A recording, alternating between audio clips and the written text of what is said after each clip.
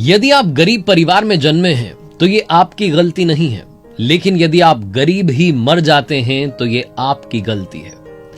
इसका सबसे बड़ा उदाहरण है धीरूभाई अंबानी यानी कि धीरज लाल हीराचंद अंबानी साहब, जिनका जन्म एक साधारण परिवार में हुआ था, लेकिन जब उन्होंने आखिरी सांस ली तो वो दुनिया के सबसे सक्सेसफुल इंसानों में से एक थे। उन्होंने हिंदुस्तान में बिजनेस करने का तरीका बदल दिया था। वो कहते थे कि बिजनेस में रिलेशनशिप नहीं बल्कि पार्टनरशिप इंपॉर्टेंट होती है। उन्होंने अपने दोनों बेटों अनिल अंबानी, मुकेश अंबानी को एज ए पार्टनर ट्रीट किया। धीरूभाई अंबानी साहब जो हर किसी के लिए आज आदर्श हैं, जब भी बिजनेस की बात आती है, स्टार्टअप शुरू करने की बात आती है तो धीरूभाई अंबानी साहब का नाम लिया जाता है। उनसे आप और हम क्या सीख सकते हैं? नमस्ते दोस्तों, मेरा नाम है आरजे कार्तिक। आपका स्वागत है मेरी नई लर्निंग सीरीज सीखोगे नहीं तो जीतोगे कैसे में। आइए बात करते हैं 5 लर्निंग्स फ्रॉम धीरूभाई अंबानी साहब। लर्निंग नंबर 1, धीरूभाई अंबानी साहब जो सबसे बड़ी बात कहते थे वही सबसे बड़ी लर्निंग है। बड़ा सोचो, जल्दी सोचो और आगे की सोचो। ये उनसे सीखने वाली सबसे इंपॉर्टेंट बात है। धीरूभाई अंबानी साहब जिनका जन्म बहुत साधारण परिवार में हुआ, बहुत कठिनाइयों का सामना किया, लेकिन वो हिंदुस्तान की सबसे बड़ी कंपनी की नींव रखने वाले इंसान बने। वो कहते थे बड़ा सोचिए, जल्दी सोचिए, आगे की सोचिए, क्योंकि थॉट्स पर, आइडियाज पर किसी एक इंसान का अधिकार नहीं होता। मान लीजिए कि आपके माइंड में कोई आइडिया आया, आपको लगा कि क्या कमाल का आइडिया है, बिजनेस आइडिया, इस बिजनेस को शुरू करूंगा, छा जाऊंगा, सबसे बड़ा बिजनेसमैन बन जाऊंगा, पता नहीं क्या क्या आप सोचने लगे।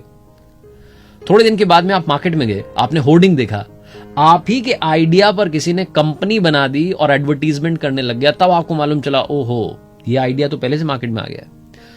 तो जरूरी नहीं है कि जो आइडिया आपके माइंड में आया वो किसी और के माइंड में नहीं आ सकता। हो सकता है कि जो आपने सोचा वो किसी और ने भी सोचा हो, लेकिन जरूरी यह है कि इंप्लीमेंट उस आइडिया को सबसे पहले कौन करता है, सबसे पहले मार्केट में वो आइडिया कौन लेकर के आता है। तो इसीलिए बड़ा सोचिए, जल्दी सोचिए, आगे की सोचिए और जैसे ही आइडिया है वैसे ही इंप्लीमेंट करने में जुट जाइए। धीरूभाई अंबानी साहब की जिंदगी का एक बड़ा रोचक किस्सा है। पेट्रोल पंप पर वो काम करते थे, 300 रुपए की तनख्वाह थी उनकी, पर मंथ उन्हें 300 रुपए मिलते थे। वो पेट्रोल पंप के जो कर्मचारी थे उनको 25 पैसे में चाय मिलती थी, लेकिन अंबानी साहब वो 25 पैसे वाली चाय नहीं पीते थे। वो पास में एक बड़ा रेस्टोरेंट था जहां जाकर के 1 रुपए वाली चाय पीते थे। महंगी चाय क्यों पीते थे? अंबानी साहब ने खुद बताया कि मैं महंगी चाय इसलिए पीने जाता था क्योंकि उस बड़े रेस्टोरेंट में, बड़ी होटल में बड़े बड़े बिजनेसमैन आते थे और उनकी बात सुनने के लिए, उनके माइंड में क्या आइडियाज चल रहे हैं, उनकी थॉट प्रोसेस क्या है, वो जानने के लिए मैं वहां जाकर के बैठता था और 1 रुपए की महंगी चाय पीता था। लर्निंग नंबर 2, हार से कभी हार मत मानना, उससे सीखना और आगे बढ़ जाना। ये सिखाते हैं धीरूभाई अंबानी साहब। उन्होंने जिंदगी में शुरुआत में जो जो काम किए उनमें फ्लॉप होते चले गए। जहां वो रहते थे उसके पास में एक पर्यटन स्थल था, वहां जाकर के उन्होंने पकौड़े बेचने का काम शुरू किया। सीजन में बड़े टूरिस्ट आते थे, पकौड़े बड़े बिकते थे और उनको लग रहा था बड़ा अच्छा काम है, लेकिन वो सीजन चला गया, लोगों का आना कम हो गया। फिर उन्हें धीरे धीरे समझ में आया कि ये लॉन्ग टर्म बिजनेस नहीं है। उनके पिताजी ने उन्हें समझाया कि बेटा नौकरी करो। 17 साल की उम्र में यमन चले गए थे। यमन गए थे, इंपॉर्टेंट नहीं था, वो यमन पहुंचे, उन्होंने वहां काम किया, लेकिन सिर्फ काम नहीं किया बल्कि तैयारी की कि वापस इंडिया में आऊंगा, अपना बिजनेस करूंगा।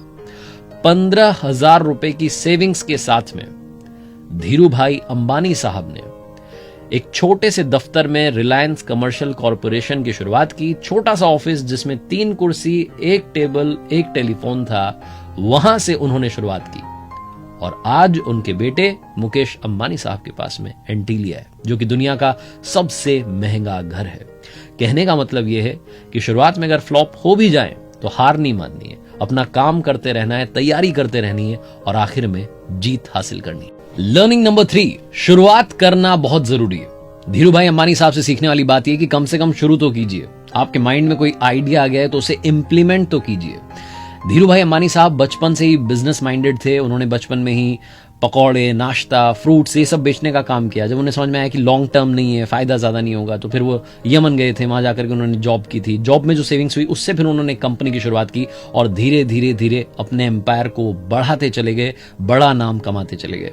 धीरूभाई अंबानी साहब की एक मजेदार कहानी है। एक बार वो कार में थे, अपने ड्राइवर के साथ में कहीं जा रहे थे। अचानक से मौसम बदला, तेज हवा चलने लगी। ड्राइवर डर गया, उसने कहा कि सर गाड़ी मोड़ लें। तो अंबानी साहब ने कहा कि नहीं, चलते रहो। ड्राइवर कुछ बोल नहीं पाया, साहब ने कह दिया था, चलता रहा। थोड़ी देर बाद और तेज हवा चलने लगी, आंधी आने लगी, आसपास के जो पेड़ पौधे थे वो हिल रहे थे। उसे ड्राइवर को लग रहा था कुछ बड़ा ना हो जाए। वो फिर से हिम्मत करके बोला कि सर वापस गाड़ी मोड़ लें। उन्होंने कहा नहीं नहीं नहीं, चलते रहो। थोड़ा और आगे चले तो उन्होंने देखा कि शेल्टर में जो सुरक्षित जगह थी वहां पर कुछ गाड़ियां खड़ी हुई थी। तो ड्राइवर ने फिर से हिम्मत करके कहा कि सर देखो ना, काफी लोग रुके हुए हैं, हम भी रुक जाते हैं। अंबानी साहब ने कहा नहीं नहीं नहीं, चलते रहो। बड़ी प्यारी सी मुस्कान के साथ में कहते रहे चलते रहो। थोड़ा आगे चले, बरसात होने लगी। थोड़ी देर के बाद में बरसात रुक गई, और जब बरसात रुक गई, मौसम फिर से सुहाना हो गया, हल्की हल्की धूप आ गई। तो उन्होंने कहा गाड़ी साइड में लगाओ, अब गाड़ी रोक लो। ड्राइवर को समझ नहीं आया कि अब क्यों गाड़ी रोकनी है। अंबानी साहब ने कहा कि अब पीछे मुड़ के देखो, कोई भी नहीं दिख रहा है।